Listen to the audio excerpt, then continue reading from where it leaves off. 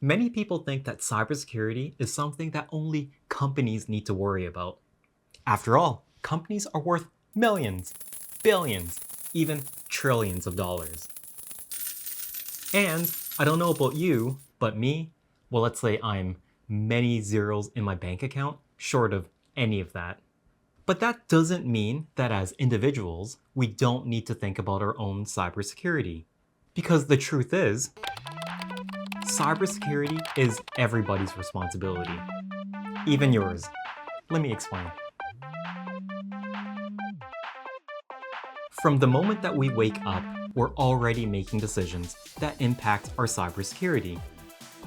From the way we unlock our phones, to the Wi-Fi networks that we join, to whether we use multi-factor authentication.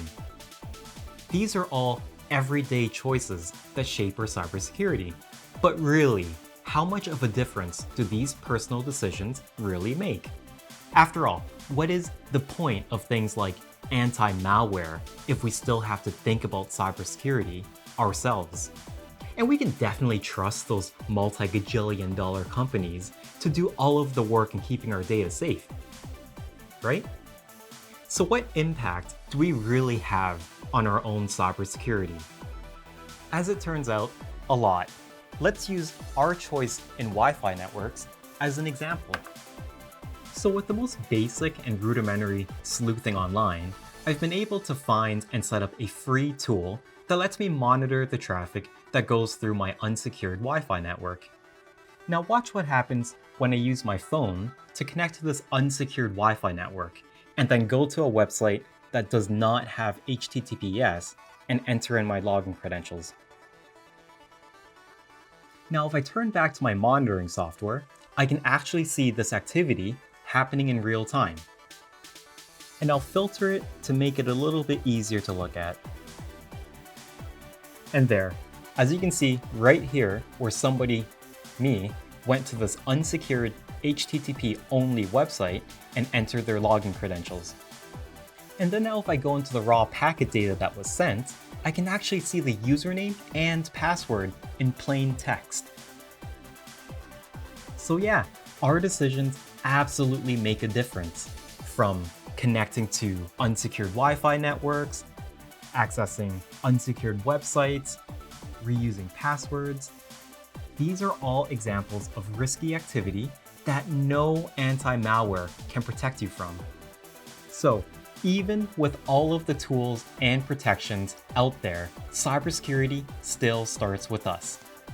And whether or not you realize it, if you're actually doing stuff like enabling multi-factor authentication, being smart about the links that you click, and keeping anti-malware up to date, then you're already practicing what is known as a layered approach to cybersecurity.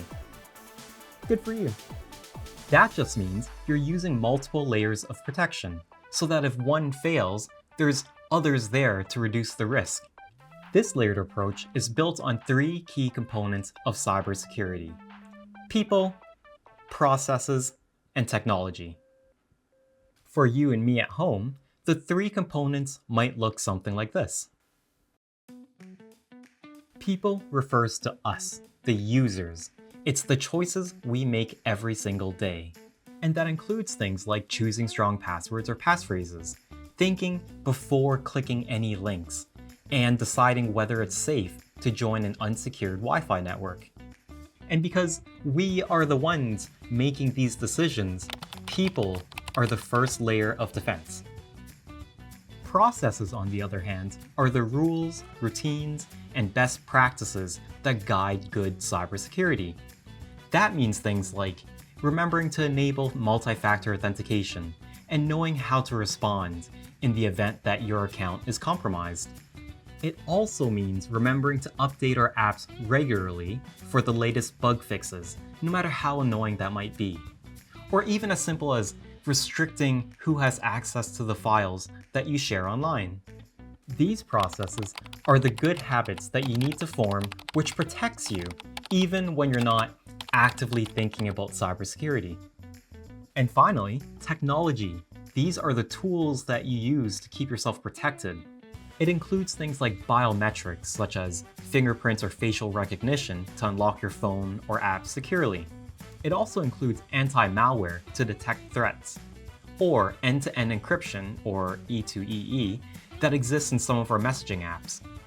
So technology works alongside you, reinforcing your choices and routines with tools that keep your devices and data secure.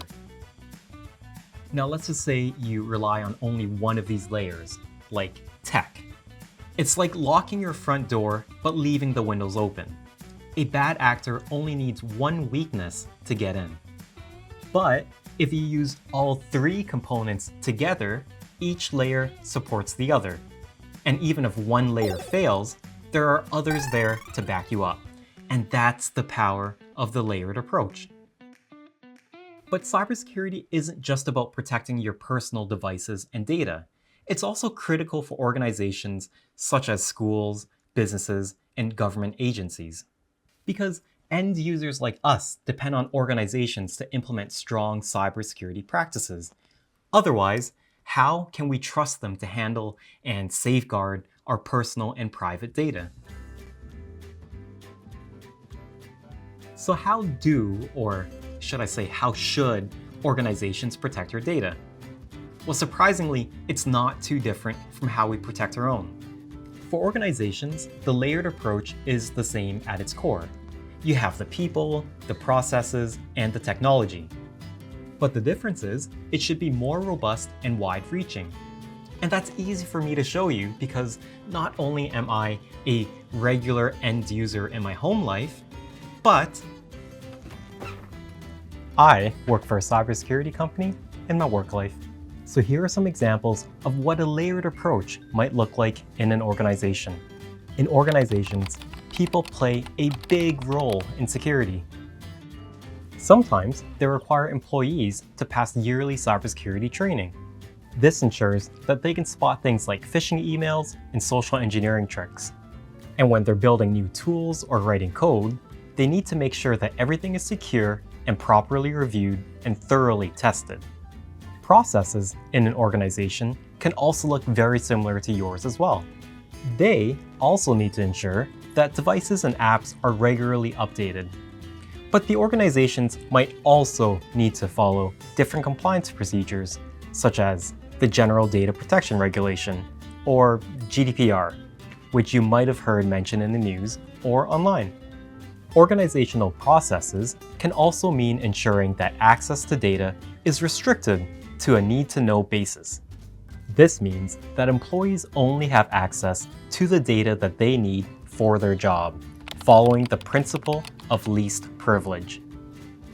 This ensures that if anyone is compromised, they wouldn't have access to the entire system.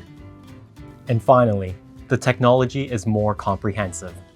Organizations can use a multitude of different tools, which can include, but isn't limited to firewalls, intrusion detection systems, encryption tools, and SIEM, a tool that helps detect, monitor, and respond to suspicious activities across an organization's entire network in real time. So, whether it's at home or in an organization, the layered approach works the same way, by overlapping multiple protective measures so that there are layers that can compensate if another fails. And this kind of shared defense highlights a bigger truth, and it's that cybersecurity is a shared responsibility between users and the organizations that handle their data. And whether you're using your own device or trusting an organization with your data, those layers are working together to keep information safe. So keep asking questions, keep making smart choices, and remember, you're not just an end user. You are a key part of cybersecurity.